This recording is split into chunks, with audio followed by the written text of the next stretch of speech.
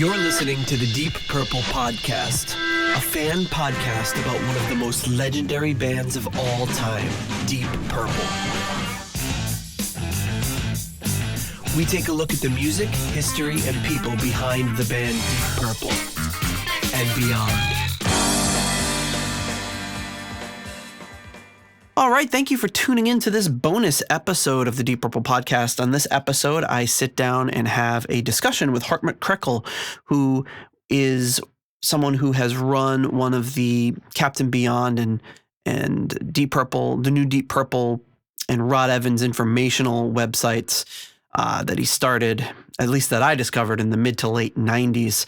It's been an online resource for a very long time. It's still out there in the web archive. You can still find the site, but we had a nice little chat one early morning, and I thought this would be a nice supplement to our Dawn Explosion episode. So if you're looking for a little bit more deep dive into specifically Willie DeFern and Rod Evans and just Captain Beyond in general, you'll enjoy this discussion as Hartmut is a great wealth of information and a lot of fun to talk to. So hope you enjoy this episode. And without further ado, here is our chat. It's good to talk to you. I've been reading your website for like 20 years. Well, thank you. Yes, a lot of people are missing that website, but I had it on a server that went into oblivion. Oh boy. To coin a phrase here, went into oblivion. Yeah, it was, it's still kind of archived on like, what is it? It is.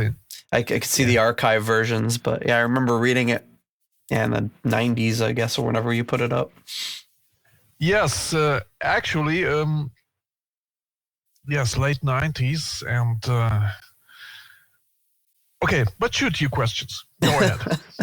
Yeah, well, I just, curious. I'm doing some research on, we're recording an episode in a few days on Dawn Explosion, and just kind of, you seem to be a wealth of knowledge about Captain Beyond. So just kind of trying to see what information you have about the album, the background behind it, anything like that. There's precious little information outside of your old archived website.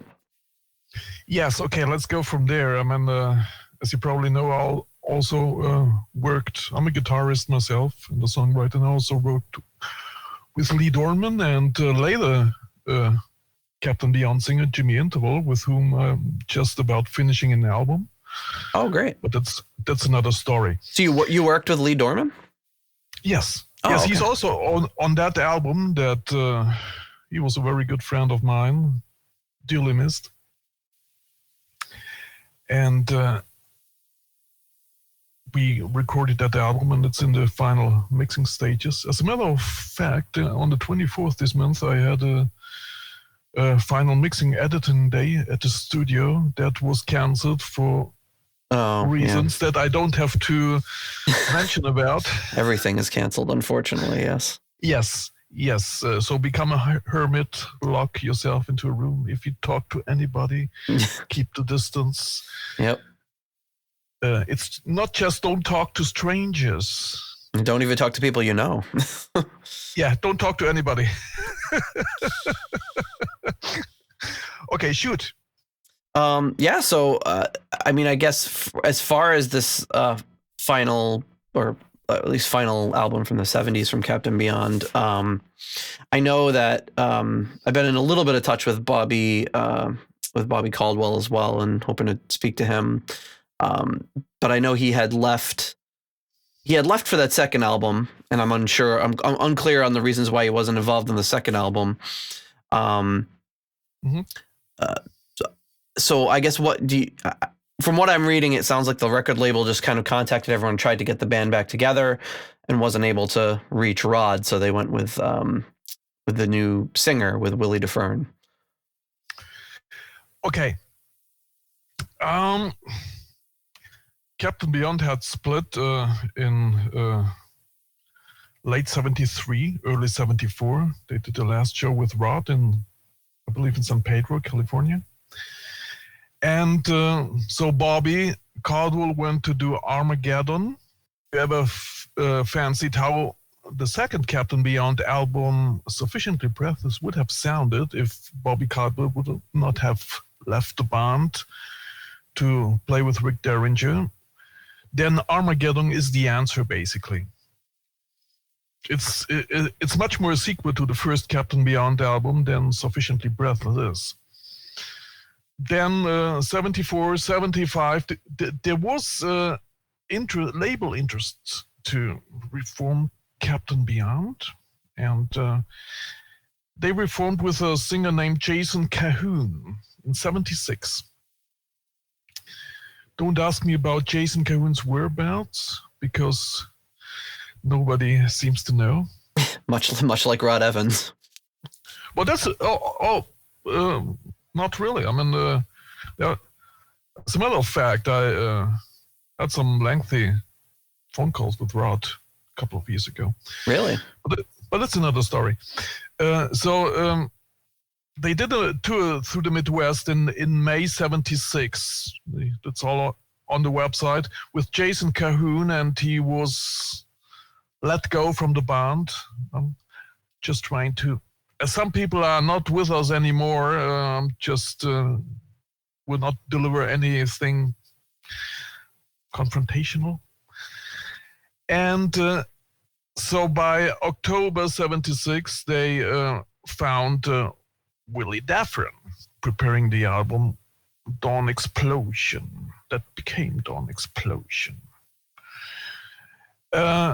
It was signed by Warner Brother Records, recorded the album in South Toledo, and it was just they finished, and then Fleetwood Mac came in to record the album Tusk, which took half a century. Captain Beyond had 4 weeks recording and 2 weeks of mixing, and then came Tusk, Fleetwood Mac with tons of equipment. Yeah. So, and then they did one tour. That album was only released in America. A Dawn Explosion? Canada, yes. Oh, okay. Even to this day, it was not released in Europe. Wow. Yes. It's unusual. It is, well, or to cut along. Go ahead. Did the label just maybe not put a lot behind it then, or it just wasn't? Well, there were a lot of reasons. First of all, the artist and repertoire manager from Warner Brothers, who signed Captain Beyond, who was responsible shortly after that, quit Warner Brothers. And so the new artist and repertoire manager had his own agenda. Mm-hmm. And Captain Beyond was getting, the minimum sort of promotion they should have had. Add some other internal problems within the band. I don't want to go into details here because half of the band is not with us anymore. Sure. God bless Rhino Reinhardt and my good friend Lee Dorman. And they did one tour, a 6-week tour through the Midwest, and then Willie Daffrin left the band. Now, if you ever ask yourself about the reasons why that album did probably not achieve the status it deserved, despite all the band internal problems with the record company, you have to face that Dawn Explosion was released during a terrible time for rock music. As Ian Gillan once put it, 77 to 79, that period is denominated the dark ages of rock and roll. Very little is known about this period. It was punk, new wave, disco, and if you were just under suspicion of playing rock or hard rock, you were probably arrested at that time. And even the major bands had trouble selling albums. Deep Purple had split for good. Black Sabbath wasn't selling records. Led Zeppelin took a 3 years break. Who else do we have? Uriah Heep, they tried to get more pop, radio orientated. So hard rock was forbidden. That was the unwritten law. And I still maintain to this day that if Dawn Explosion would have happened in 75 or better 74, when hard rock was king, the situation would have turned considerably different.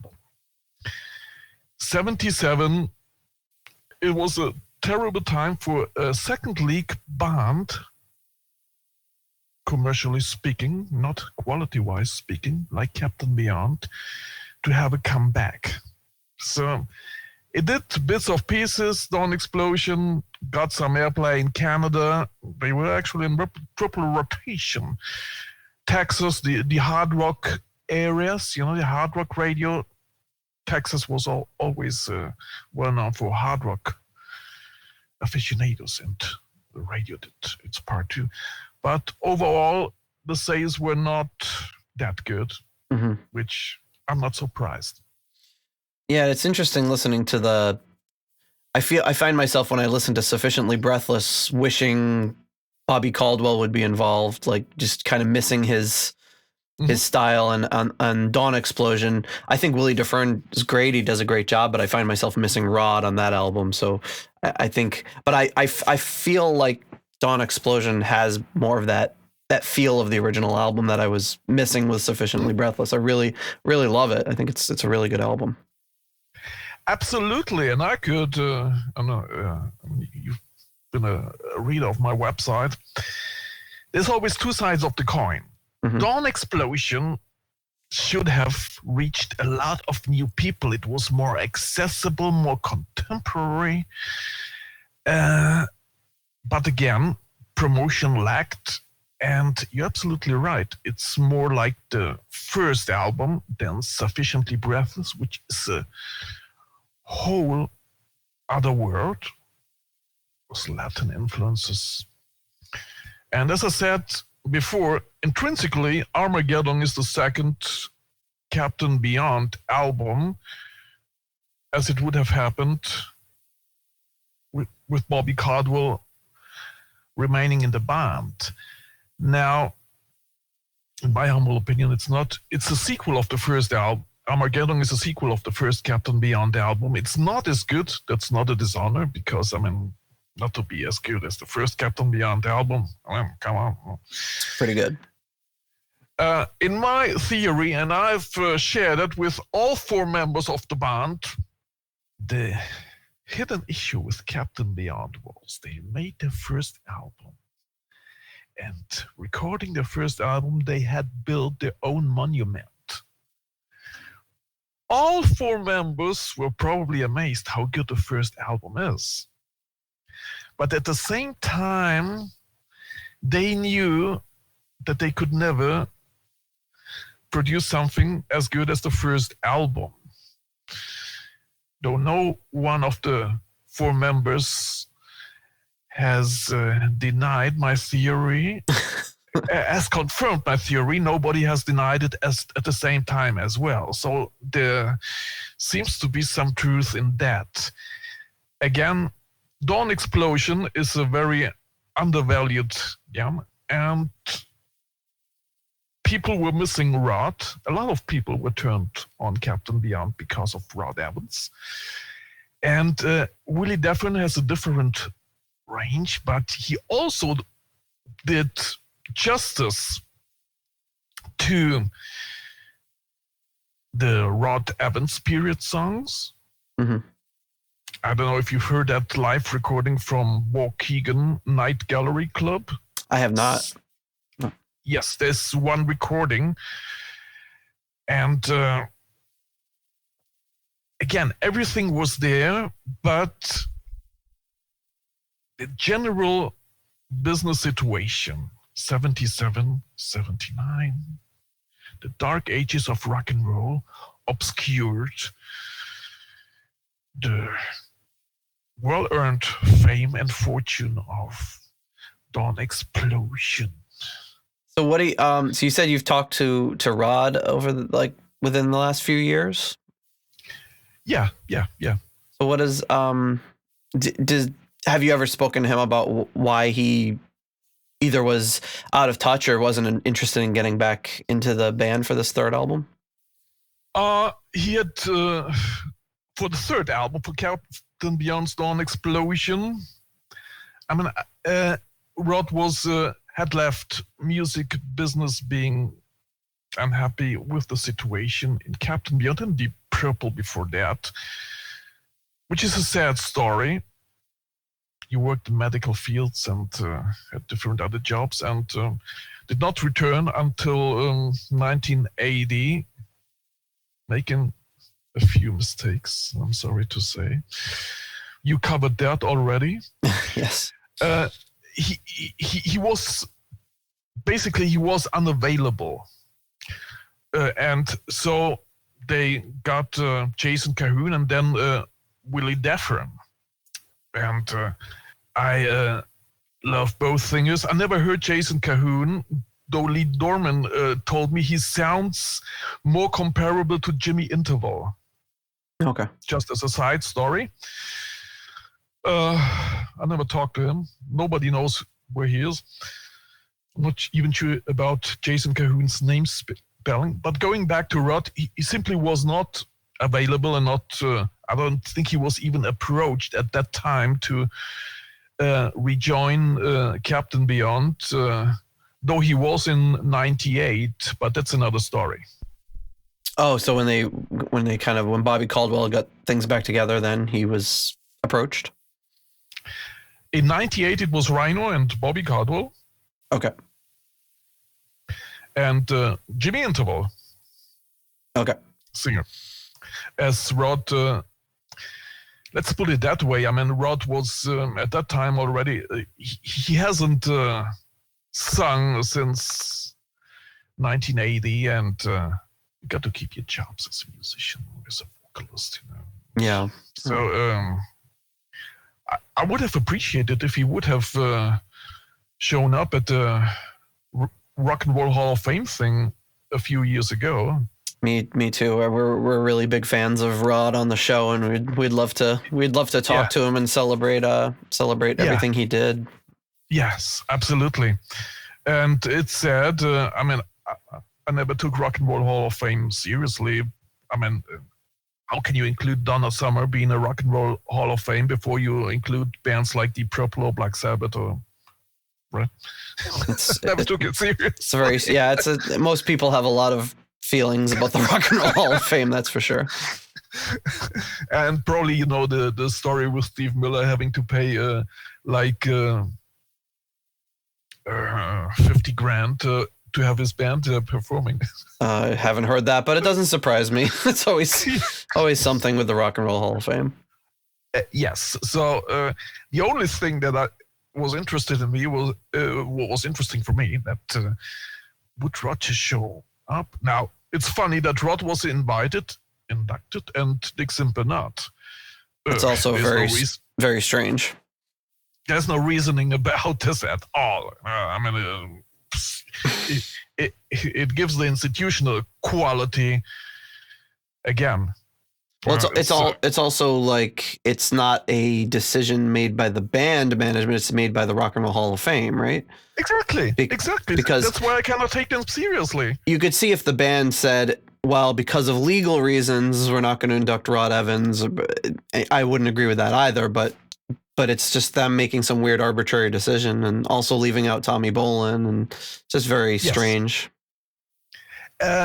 Okay, you know, I mean, arguably Tommy Bolin, it was not. It was very brief, his time in the band, sure.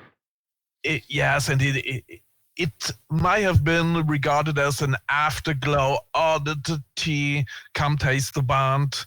I have to say, Tommy Bolin is one of my early influences as a guitarist, just as a side note. But again, or you either leave Rod out and Nick out, or you get both in. But to include Rod Evans and not invite Nick Simper, that's laughable. Yeah, it's a very weird decision. We've never quite been able to figure that one out.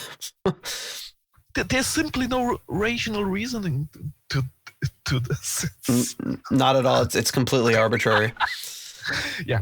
So it basically says, we don't think bass players are important, so we'll leave him out, which is dumb. Well, I mean, the main claim to fame from the Purple Mark I was harsh, and it starts with the bass. So Sure. You leave him out. Okay. Well, but again, it's. I wish Rod would have attended it. I do too, and again, it's nothing towards Willie DeFern. I think he does a really great job, but just hearing Dawn Explosion, thinking just, wow, what would this have been? This would have been that much closer to capturing that essence of that first album. Absolutely, and I wish it would have reached a well-deserved broader audience. It was all there. Mm-hmm. But it did not happen, and as I said, in America it was a little different. It had a little of buzz, and in Europe it was not released until this day. And yes, and I don't know if you know this.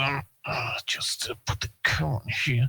This is this little better sounding CD reissue of that came out on.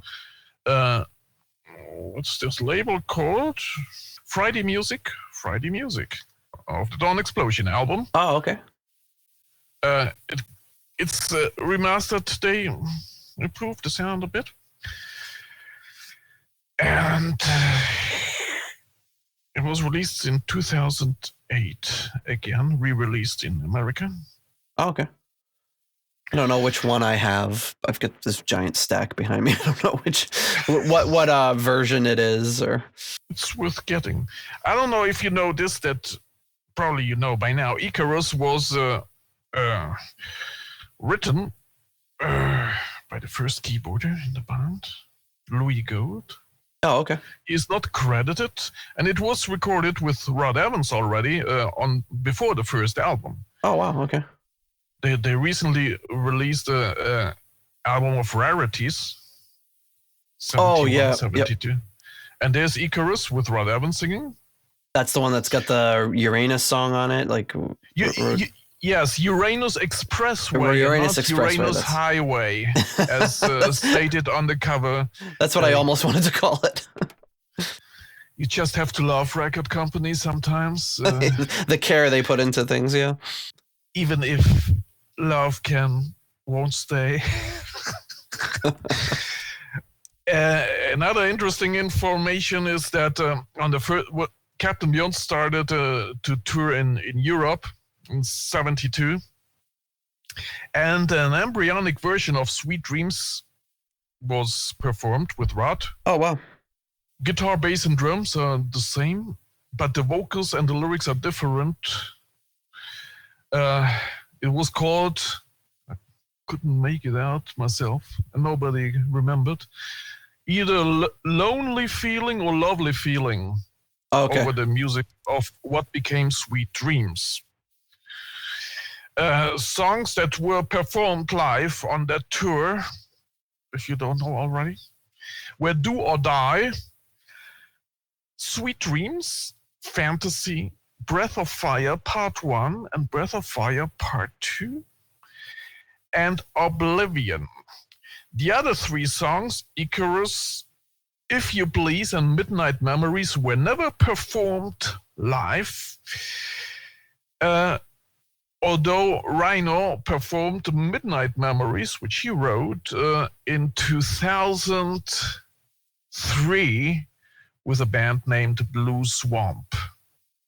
Okay, so those were played early with Rod, or they were played after for the tour for this album? The songs that you just mentioned. The ones they did live? Yeah, those were done live with Willie or with Rod? With Willie. Oh, with okay. Willie. Gotcha. With Willie. So it was just that one, that Icarus, that they did like a early version of with Rod. Yes, and it was recorded for Dawn Explosion, of course, without the credit for Louis Gold, which is a shame, I have to say. but Icarus was never played live. The same goes for If You Please and Midnight Memories. Okay. Never played at all. That's too bad. Yes. I don't know why Icarus.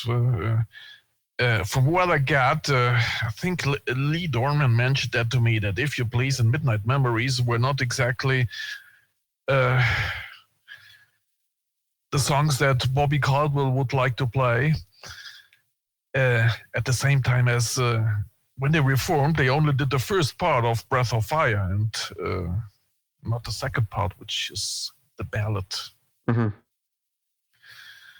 As Mr. Caldwell would say, a song like this would send people to sleep.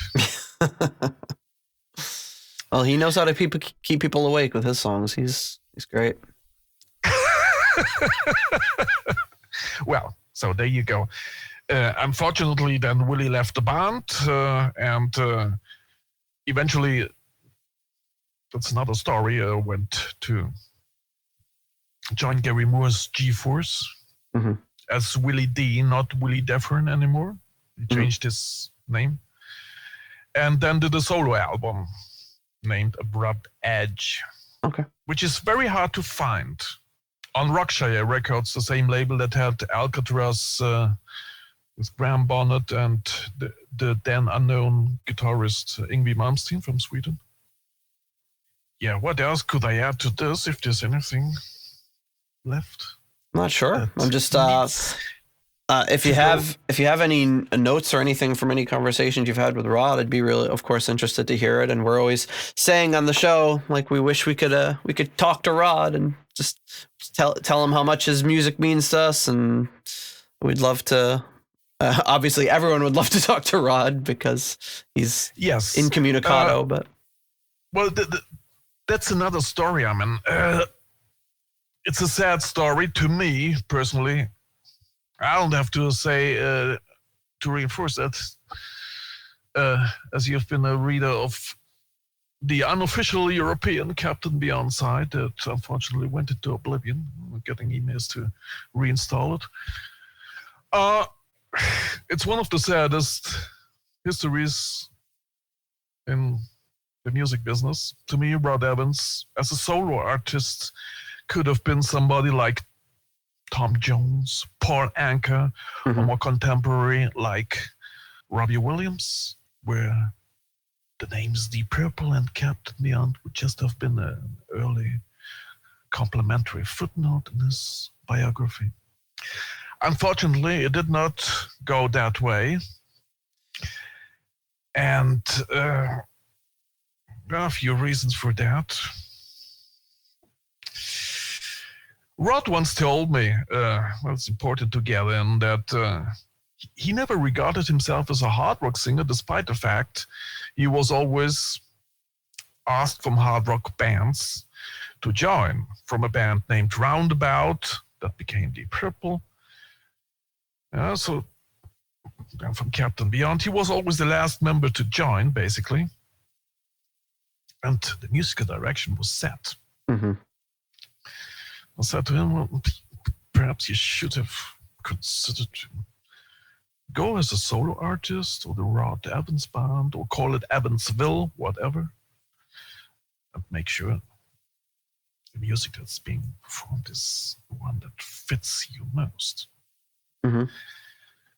Unfortunately, it never happened that way, and he's has been out of contact with music business after the Deep Purple 80 thing, which should have gone completely different. I mean, he made a few mistakes, but one of the reasons, and I keep maintaining this, that he kept away from, he became a recluse, he has been talking to a handful of people since 1980 that were associated with either Captain Beyond or Deep Purple. The reason, one of the main reasons why, is because of the Deep Purple 80 thing, and he's surely aware that not all people have a high esteem about Rod like you or me and a few of my friends. There were a lot of bad comments on the internet, and I don't have to quote them, and I'm sure Rod is aware of that.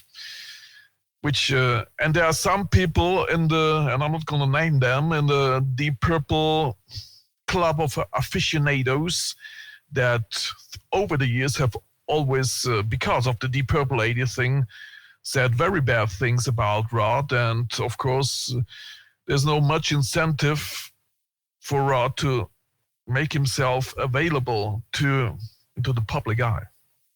Yeah. I mean, it's that way.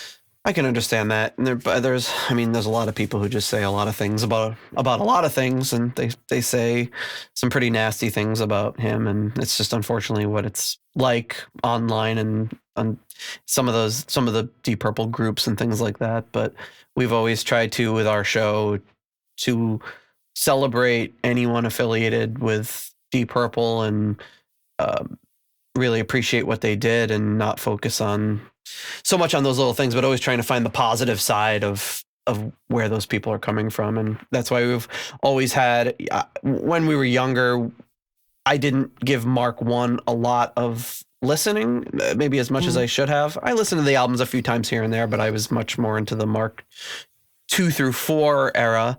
Yeah. And over the years, I've just really, really grown to appreciate it. And I never hated it or didn't like it. I just, you kind of listen to it and then, all right, I'm going to move on to other things. And one of the things of doing this show that's really rekindled is a real love for what Rod brought to the band and a real respect for him as a musician. And you put it perfectly. I think he maybe was a little bit of an odd fit for a hard rock outfit, but he's such a great singer, and we always kind of fall back to comparing him to Elvis, or he's kind of a crooner, and he could have been that guy. Now, don't say that publicly, because some people, especially in America, will hate me for saying it. If I had the option to listen to Elvis or to Rod Evans, you can finish the sentence. No, I understand what you're saying. That gives you an idea of the potential that Rod would have had. Yeah. And there's no reason to feel, there's no reason to not say that publicly if that's how you feel.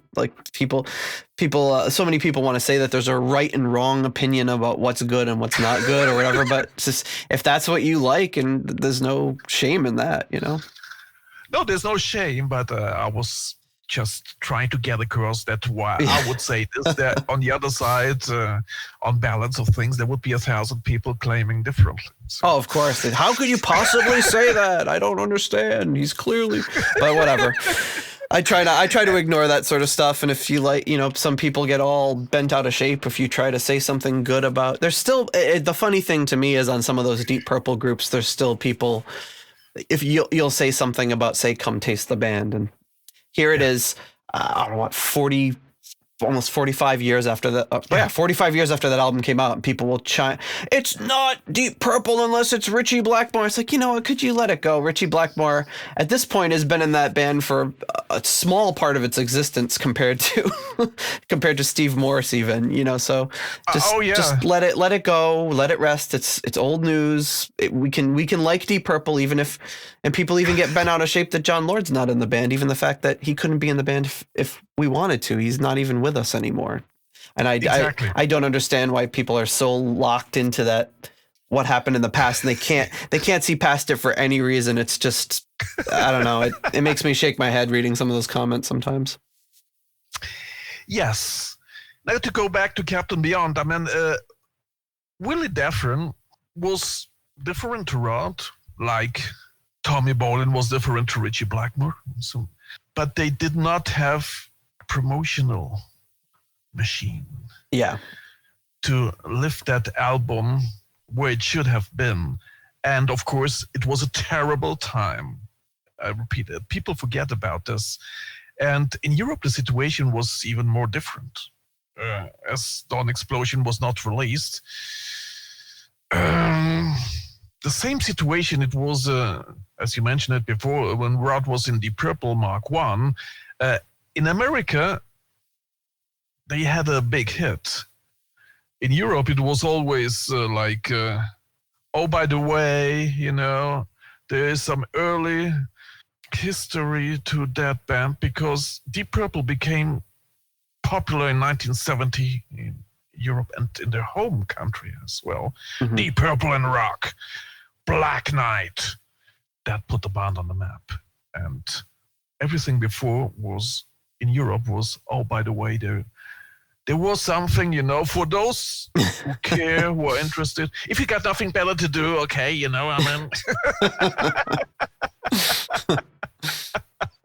Well, that's how it eventually became here as well. I know from reading, I mean, obviously I wasn't aware because I wasn't alive when Mark I was out, but growing up, I remember first learning that, there was a lineup before the Ian Gillan lineup and just being like, what? Yeah. I actually even learning that there was one after the Ian Gillan Glover lineup was equally as surprising to find out because neither, aside from Hush, none of that stuff ever got mentioned or played on the radio. And when I heard, I was under the impression Gillan was singing on Hush for years before when I was a kid. Then finally figured out, there was this much longer history with the band and extremely much longer now. Absolutely. And it's just disappeared. It was here for a brief time and never came back. And that's basically the story of Rod Evans. Well, I just wish I hope he understands how many people really love all the music that he's created and still celebrate it. And I hope he doesn't feel like, I hope he knows that because that would be my main reason of wanting to ever talk to him. And I'd love to interview him for the show is to just tell you get his side of it, get his story out there, but also just celebrate the amazing things they did. And I really appreciated when Ian Gillan brought him up at the Rock and Roll Hall of Fame and brought up all the members. Actually, I thought it was a really classy move to recognize that. Absolutely. Rod got involved with some bad people.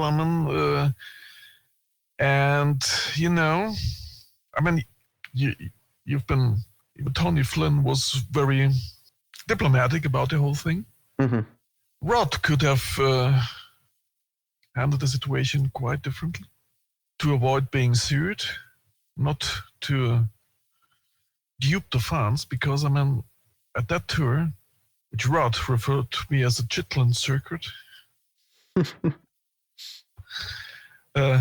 referring to the Purple 80, he told me about one show in Texas that they had a fence between the stage and the audience to avoid that things being thrown on stage. Mm-hmm. It was Wild West in the middle of nowhere, obviously. I almost saw the show in Mexico. I still regret it 40 years later. Oh, wow. That's another story. Yes.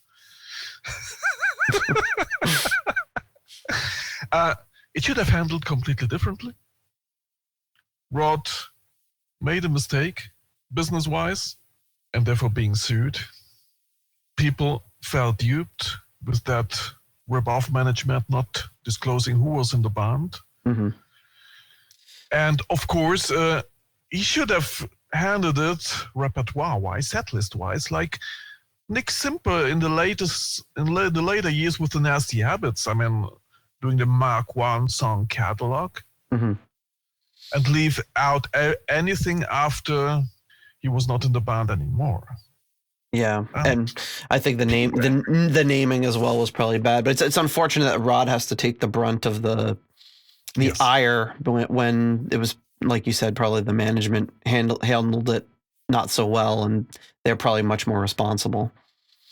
But they're not the public face like he was and the easy target, which is not fair to him. Yeah, exactly. And this all led to people making all those comments about Rod, or too many people. And of course, you would probably, in his place, hide as well. Plus the fact that after that he lost the passion for music. I mean, I always try to avoid that thing with Rod. He just was little interested in music. He knew a few musicians, obviously. He once asked me what kind of guitar that I play. I told him Chevelle is my main. And he knew about Chevelle guitars that were produced in the late 80s, 90s onwards. And the Ibanez semi-acoustic, and he told me he knew that he knew a few bass players that sounded great with the Ibanez, but that's all. He did not keep touch with anything with music, with musicians, and it's sad, that such a stellar voice, timeless voice, that I could only name you one singer that had that. He's not with us anymore. The timeless charisma. Who's that? If you believe me, David Byron. Okay. He had this timeless charisma in his voice. Where 50 years later, you still could listen to his early albums with the band he was in. Uriah Heep in that case. Yeah, and it sounds fresh. That's a good comparison. And Rod could kind of do it all. I personally love the way his voice sounded in front of hard rock, but at the same time he could put out an album of Elvis covers and it would sound just as good. He's definitely got that style down as well. Well, by now you should know that I'm not a big fan of Elvis, but I hope that's allowed. That's anything is fair game. I can't force you to like Elvis. Have you heard Rod's solo single? That's another story. I have not. No. Well, this exactly gives you a clue what should have happened. It was in 1971 before he joined Captain Beyond. And this is exactly what should have happened in the direction of Tom Jones, Paul Anka, later somebody like Robbie Williams. What I said before, I'm trying to avoid Elvis here. These two songs, Hard to Be Without You and You Can't Love a Child Like a Woman, they are on YouTube. These songs give you a direction. Unfortunately, that's another obscure story. It wasn't Capitol Records and it was never released. Oh, I'm seeing it here as a promo only. Well, actually, 40 years after the promo copies were released in 1971, a friend of mine managed to find a regular copy. Really? Can you believe that? So it was released, but just very limited. Well, how do you define the term release? I guess that's a good... It was manufactured. Whether it was released intentionally, I don't know. I mean, to my understanding, the term release implies a certain sort of public. The way that you release a car from its owner when you steal it. Yes, I mean, if you produce a copy and only give one to your co-host, right? Yep. Is this a release? I'm gonna have to check that out. I'm not familiar with those songs. I'll have to listen to it after this. Yes, definitely. And the funny thing is, I know about 6 people worldwide who have, like I do, for promo only, copy of the single, like displaced in the old Captain Beyond website. And now one person, a friend of mine who does the Deep Purple 80 website he's from Austria, his name is Gerhard Koretnik, managed to obtain a regular copy. 40 years later. Man, I've never witnessed something as bizarre as that. That's a nice collector's item. Yes. Now, I wonder how many were pressed. One copy leaked out, obviously. He bought it. Why it was pulled at the last minute by Capitol Records, I don't know. But it gives you an idea where Rod would have gone perfectly. And then you'll probably agree with me that a career in that direction would have a successful career, as Paul Anka or Tom Jones, would have made the names Deep Purple redundant. Definitely, and check these that out. two songs are the evidence for it. Now, don't ask me how many copies, non-promo copies, are in existence and why, etc. Another questionable chapter is the so-called the album in 1980 with Mike Curb on Curb Records. It's funny that Tony Flynn disclosed your version of Hush he actually recorded before with session musicians. We tried to get into contact with Mike Curb. I would love to listen to Blood Blister and Drum Boogie and the other songs recorded. I always found it funny that Mike Curb was hired as a producer. Yeah, Tony had spoken about him a little bit in our talk. Yes, I know. Yeah. Just to add a bit, because if you look at Mike Curb's credentials, he is a very successful, back then he was a very successful producer, but nothing associated with rock. Into the pop soul area, but nothing with a rock band. And then he was hired to produce a Deep Purple comeback album, which I found a little odd. I would like to hear it. And maybe we managed to convince Tony to get a release of this. I mean, of course, under another name to avoid trademark infringements.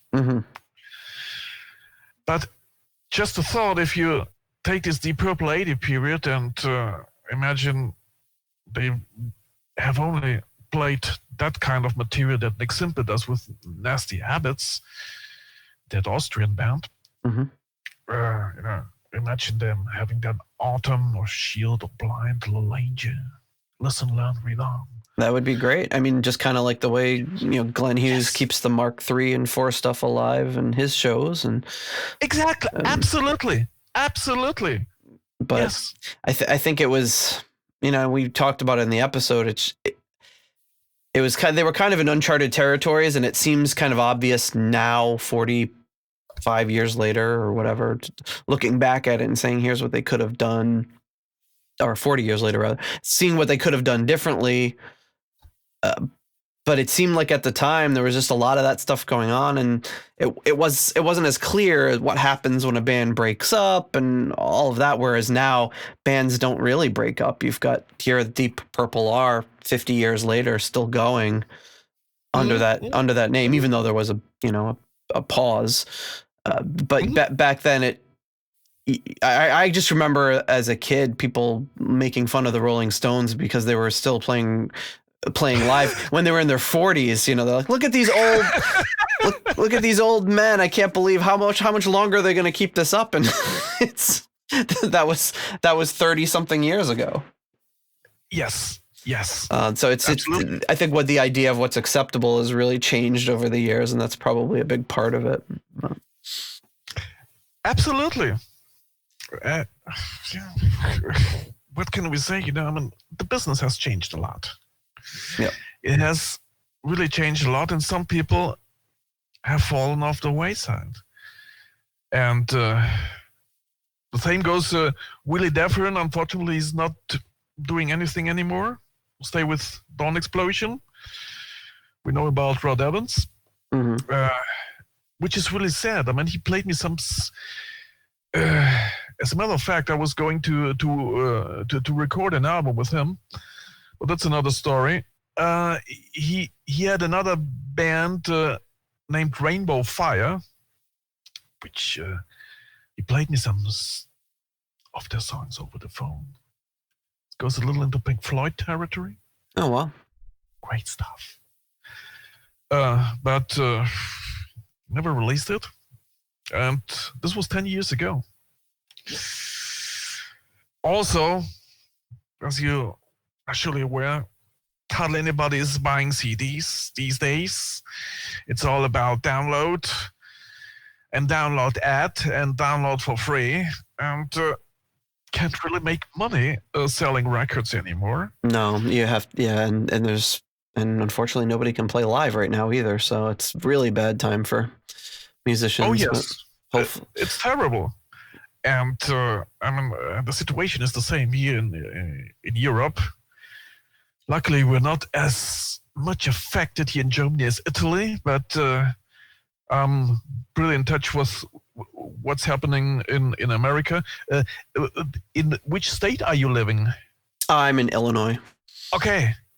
So this is near Chicago? Yeah, I'm just outside of Chicago, yeah.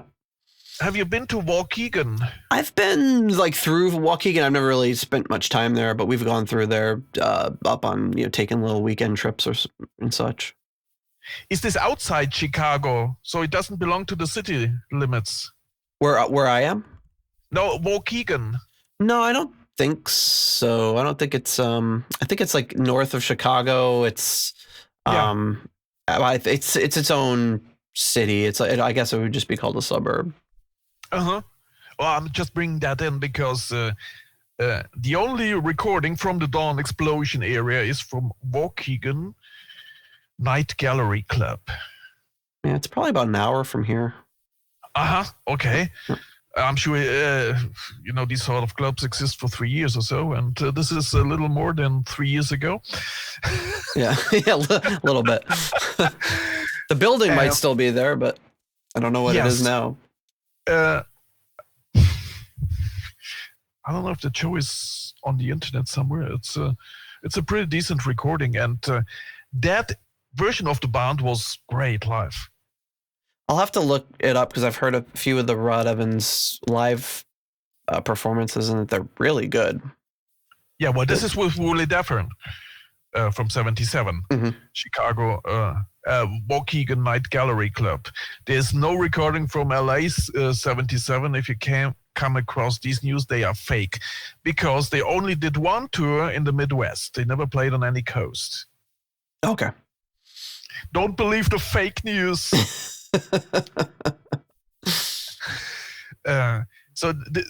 And especially how they did Breath of Fire. Superb. I'll definitely I would have loved to see that band.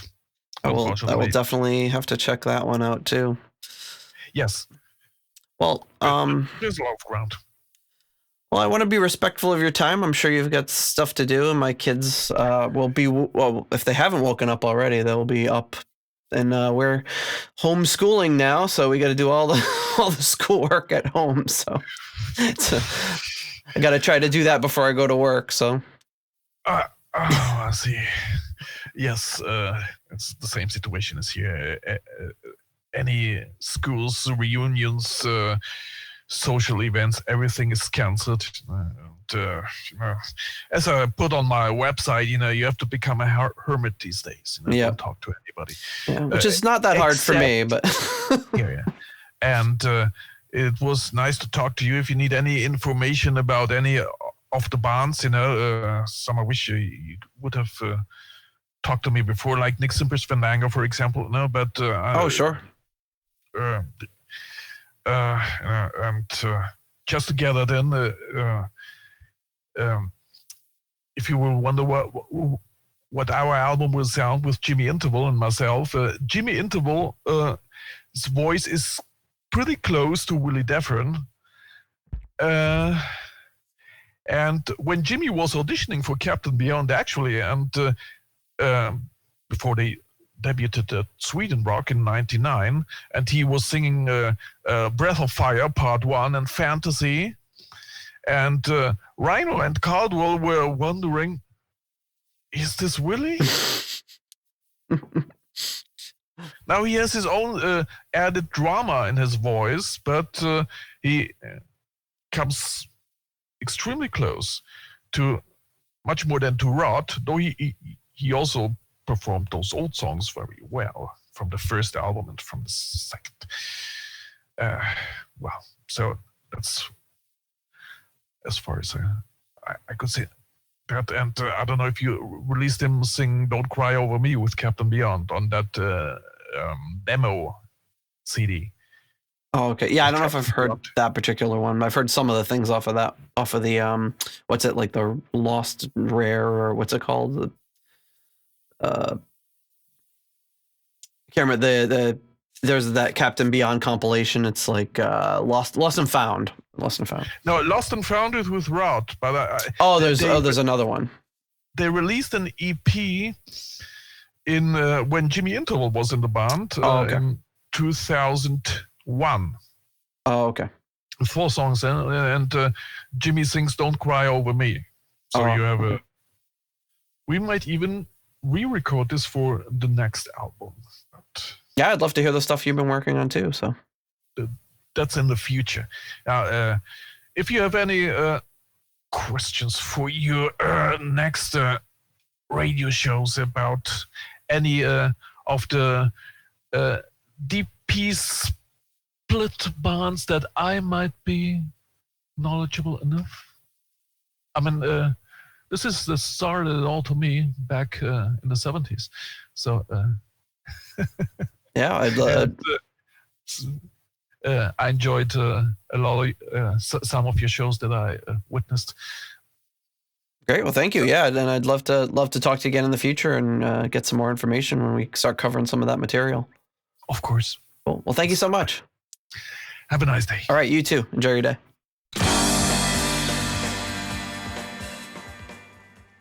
All right. I hope you enjoyed that chat that Hartmut and I had. It was a lot of fun talking to him about Captain Beyond and Rod Evans and all of that. So just a little bit of extra knowledge and information on the Captain Beyond era for those of you who are very much interested in the band. All right. Well, thank you, and we'll see you in the next bonus episode.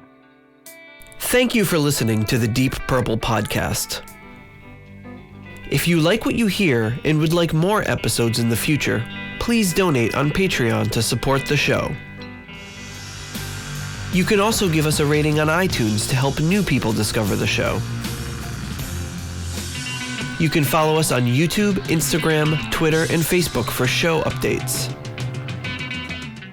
See deeppurplepodcast.com for more details.